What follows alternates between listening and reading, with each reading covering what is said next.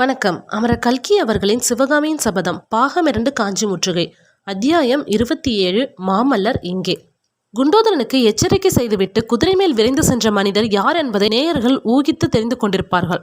சிற்பம், சித்திரம், சங்கீதம் முதலான லலித கலைகளில் வல்லவராய் இருந்தது போலவே யுத்த தந்திர கலையிலும் தேர்ச்சி பெற்றவரும், மார்வேடம் பூணுவதில் நிகரற்ற சாமர்த்தியம் வாய்ந்தவரும், வாதாபியின் சமுத்திரம் போன்ற சைனியத்தை வடபெண்ணை கரையில் 8 மாதம் நிறுத்தி வைத்திருந்தவருமான மகேந்திர பல்லவ சக்கரவர்த்தி தான். காஞ்சி கோட்டையிலிருந்து வடதிசையை நோக்கி கிளம்பியது முதல் மகேந்திர பல்லவர் கையாண்ட யுத்த தந்திரங்கள் இதேபோல் பல சரித்திரங்கள் எழுதுவதற்கு போதுமானவையாகும். நாகநந்தி என்னும் புத்த பிக்ஷுவின் வேஷம் பூண்டிருந்தவர் புலிகேசியின் அந்தரங்க நம்பிக்கைக்கு பாத்திரமான ஒற்றர் என்று அவர் ஊகித்திருந்தார். அதை பரஞ்சோதி கொண்டு போன ஓலையிலிருந்து உறுதிப்படுத்திக் கொண்டார். நாகநந்தியின் கையெழுத்தையும் இலச்சினையையும் மேற்படி ஓலையிலிருந்து தெரிந்து கொண்டது அவருக்கு பல விதங்களில் உபயோகமாக இருந்தது. அந்த உபயோகங்களில் ஒன்றுதான் பல்லவ ராஜ்யத்தின் எல்லைப்புறத்தில் காத்திருந்த கங்க நாட்டு துர்வினிதனை அவசரமாக காஞ்சி மாநகரை நோக்கி முன்னேற செய்தது.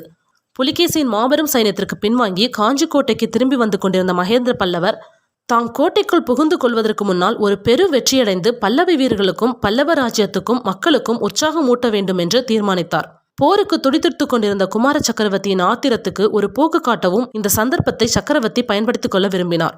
எனவே நாகநந்தி எழுதியது போல் துர்வினிதனுக்கு உடனே காஞ்சியை நோக்கி முன்னேறும்படி ஓலை எழுதி அனுப்பினார். அதை பார்த்துவிட்டு துர்வினிதன் தன் சிறிய சைன்யத்துடன் காஞ்சியை நோக்கி விரைந்து வந்தான். குண்டோதரன் கொடுத்த ஓலையை படித்ததும் நாகநந்திக்கு ஏற்பட்ட அளவில்லாத வியப்பையும் நேயர்கள் கவனித்திருப்பார்கள்.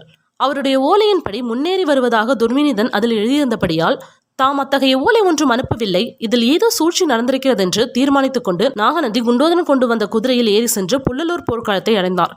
அதற்குள்ளாக கங்க நாட்டு சைனியம் தோல்வியடைந்து சேனா வீரர்கள் சிதறி ஓட ஆரம்பித்து விட்டார்கள். அந்த நிலைமையில் துர்வினிதனுடைய உயிரை காப்பாற்றுவது ஒன்றுதான் தாம் செய்யக்கூடியது என்பதை உணர்ந்தார் நாகநந்தி.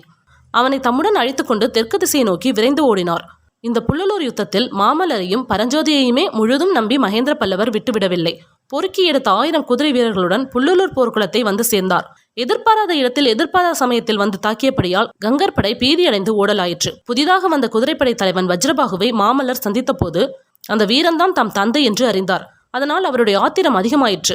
இந்த ஒரு போரிலாவது தம்மை முழுதும் நம்பி விட்டுவிடக்கூடாதா என்று தந்தையிடம் சண்டை பிடித்த பிறகு சிதறி ஓடும் கங்கர் படை துரைத்து சென்று நிர்மூலமாக்க அனுமதி கேட்டார்.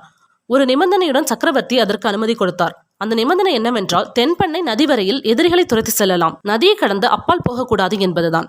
எதிரிகளை துரத்தி செல்லும்படி மாமல்லரை தென் திசைக்கு அனுப்பிவிட்டு மகேந்திரர் திரும்பி போய்விடவில்லை என்பதை சென்ற அத்தியாயத்தில் பார்த்தோம். நாகநந்தியின் கொடூர சூழ்ச்சிகளை எதிர்ப்பதற்கு கள்ளங்கபடமற்ற இளம் பிள்ளையான மாமல்லரையே நம்பி விட்டுவிட முடியுமா? குண்டோதரனுக்கு எச்சரிக்கை செய்துவிட்டு கிளம்பிய மகேந்திர பல்லவர் இருட்டையும் புயலையும் பெருமழையும் பொருட்படுத்தாமல் தென்கிழக்கு திசையை நோக்கி சென்றார். உதயமாவதற்கு ஒரு ஜாமம் இருக்கும்போது தென்பெண்ணை நதிக்கரையை அடைந்தார். அப்போது மழையின் வேகம் குறைந்து வானத்தில் மேகங்கள் கலைந்து நட்சத்திரங்கள் கூட தெரிந்தன. அந்த லேசான வெளிச்சத்தில் நதியும் நதிக்கரையும் அப்போது அளித்த காட்சியை வர்ணிப்பது இயலாத காரியம். நதியின் இரு கரையையும் தொட்டுக்கொண்டு ஹோ என்ற இரைச்சலுடன் நொங்கும் நுரையுமாக பிரவாகம் போய்கொண்டிருந்தது.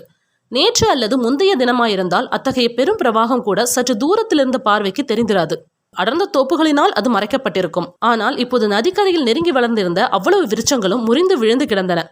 மகேந்திரன் நதிக்கரையை நெருங்கியதும் முறிந்து விழுந்து கிடந்த மரங்களுக்கு மத்தியிலிருந்து குதிரை ஒன்று வெளியே வந்தது. அதன் மேல் இருந்தவன் சத்ருக்னன். பிரபு, இன்றிரவு நான் பட்ட கவலை என்றைக்கும் பட்டதில்லை. தங்களை தனியே அனுப்பிய என்னுடைய அறிவினத்தை நினைத்து நினைத்து வருத்தப்பட்டு கொண்டிருந்தேன். இந்த புயலிலும் மழையிலும் தாங்கள் எப்படி வழி கண்டுபிடித்து வந்து சேர்ந்தீர்கள் என்றான் சத்ருக்னன். நானும் எத்தனையோ இரவுகளை பார்த்திருக்கிறேன் சத்ருக்னா, ஆனால் இன்றைய இரவை போன்ற பயங்கரத்தை கண்டதில்லை.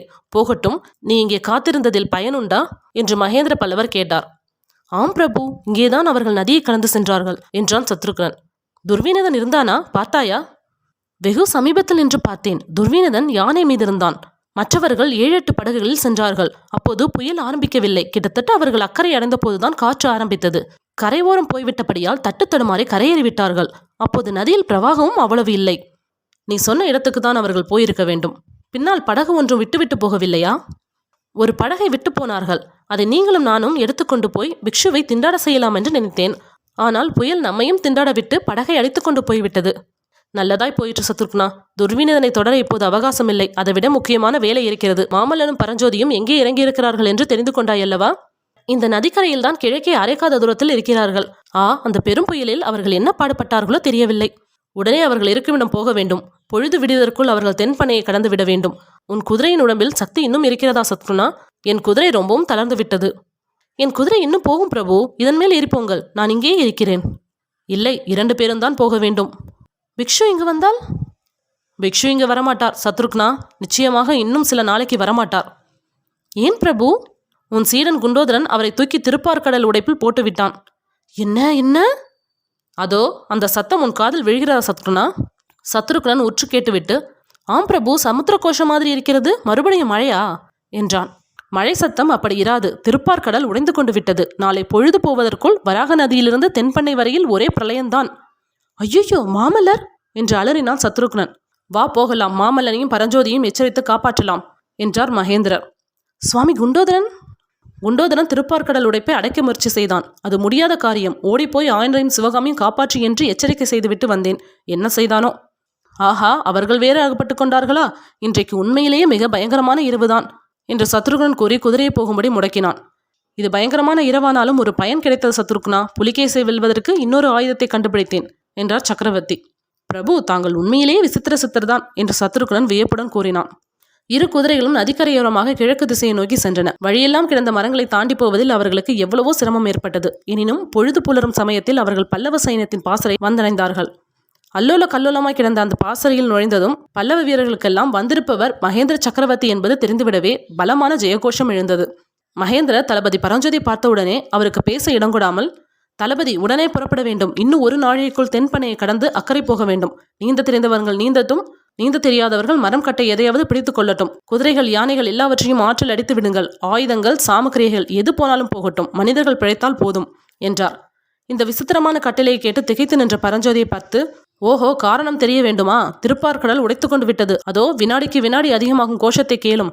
இன்னும் ஒரு ஜாமத்திற்குள்ளே வெள்ளம் இங்கே வந்துவிடும் என்றார். பரஞ்சோதியின் முகத்தில் அப்போது சொல்ல முடியாத பீதி தோன்றியது. பிரபு பிரபு என்று மேலே பேச முடியாமல் அவர் தயங்கி நிற்பதைக் கண்டு, என்ன விசேஷம் தளபதி? மாமல்லன் எங்கே என்று சக்கரவர்த்தி கேட்டார். நேற்று இருட்டிய பிறகு அசோகபுரத்துக்கு புறப்பட்டு போனார் பிரபு. அங்கே அங்கே என்று மேலும் சொல்வதற்கு பரஞ்சோதி தயங்கினார். தெரிந்து கொண்டேன் தளபதி. அசோகபுரத்திலே ஆயனர் இருக்கிறார். அந்த சிற்ப சக்கரவர்த்தியை பார்ப்பதற்காக குமார சக்கரவர்த்தி புறப்பட்டு போனார். நல்லது. மாமல்லனை காப்பாற்றும் பொறுப்பு இனி நமக்கு இல்லை. அது ஏகாம்பரநாதனுடைய பொறுப்பு. இங்குள்ள மற்ற போர் வீரர்களை நாம் காப்பாற்ற முயல்வோம் என்றார் மகேந்திரர்.